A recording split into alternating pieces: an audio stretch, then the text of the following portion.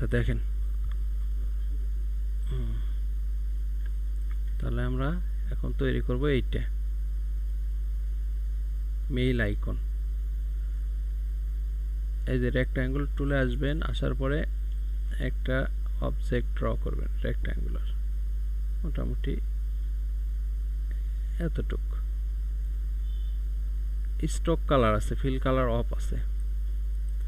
এখন পেন টুলে আসবেন, এটা নিচ দিকে আর একটু বাড়াই নিতে পারি, বাস। পেন টুলে আসার পরে এই কর্নার থেকে শিফট ধরে বাস এই পজিশন পর্যন্ত আসবেন, কেটে দিবেন। আবার এখান থেকে এতটুক, ওকে। এখন কি করবেন, ডিরেক্ট সিলেকশন টুলে যাবেন, একটু জুম করে নেবেন, নেওয়ার পরে এতটুক সিলেক্ট করবেন। করার পরে এই যে রেক্ট্যাঙ্গুলার টুলের নিচে এই যে জয়েন্ট টুল আছে, এর ভিতর দেখেন পেন্সিল টুল, স্মুথ টুল, শেপার টুল, বিভিন্ন টুলস আছে। এর ভিতর নিচে সবার নিচে এই যে দেখেন একটা টুলস আছে জয়েন্ট টুল, এইটাতে জাস্ট এরকম করে ঘুরাইয়ে দিবেন, তাহলে এটা জয়েন হয়ে যাবে। তাহলে আমাদের এইটা তৈরি হলো। এখন এই নিচের অংশটা আবারও পেন টুলে যাচ্ছি, এখানে একটা ক্লিক দিলাম, শিফট ধরলাম, এখানে একটা ক্লিক, আবার এখানে একটা ক্লিক, শিফট ধরলাম, বাস কেটে দিলাম। এখন কি করবেন, এখন হচ্ছে এই যে এইটা কন্ট্রোল 2 দ্বারা লক করে নেবেন। লক করার পরে সবগুলো সিলেক্ট করার পরে শেপ বিল্ডার টুলে আসবেন, আসার পরে অল্ট চেপে সবগুলো কেটে দিবেন,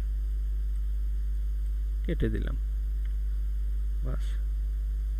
এখন সিলেকশন টুলে গেলাম, তারপরে ডিরেক্ট সিলেকশন টুল, এখানে ক্লিক করে সুন্দরভাবে রাউন্ড করে দিলাম, বাস। হয়েছে না? হয়ে গেছে। এখন সবগুলো গ্রুপ করবেন। এটা হলো স্টক, আনলক করলাম কন্ট্রোল অল্ট 2 দিয়ে, সবগুলো গ্রুপ করলাম। এটা যদি এখন স্টক বাড়ান তাহলে মোটা হবে, স্টক কমালে চিকন হবে। এতে মোটা হলো। এখন স্টক যদি কমায় দেই, চিকন হয়ে গেল। এখন এটা যদি ফিল কালার করতে চান,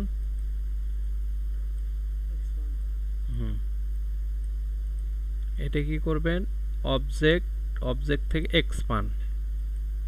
এক্সপান্ড করে নেবেন।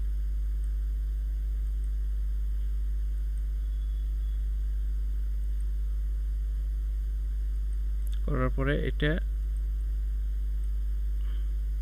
কন্ট্রোল সি কন্ট্রোল এফ দিয়ে একটা কপি নেবেন, কন্ট্রোল 2 দ্বারা লক করলেন একটা। পাথফাইন্ডারে আসবেন, আসার পরে ডিভাইডেডে একবার দিবেন, ইউনিটে একবার দিবেন, তাহলে একটা এটার অনুযায়ী একটা শেপ তৈরি হয়ে গেল। এটা কি করবেন, রাইট ক্লিক করবেন, অ্যারেঞ্জ থেকে ব্যাগে দিয়ে দিবেন। এখন আনলক করেন, আনলক করলেন, করার পরে এই যে ভিতরে যে আপনার স্টকটা ছিল ওইটা কালার পরিবর্তন করে দিবেন, সাদা কালার করে দিবেন। দেওয়ার পরে শেপ বিল্ডার টুলে আসার পরে এগুলো কেটে দিবেন সুন্দর করে।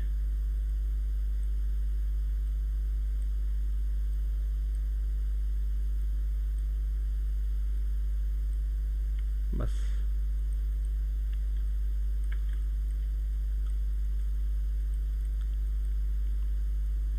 বড় করে দিলাম।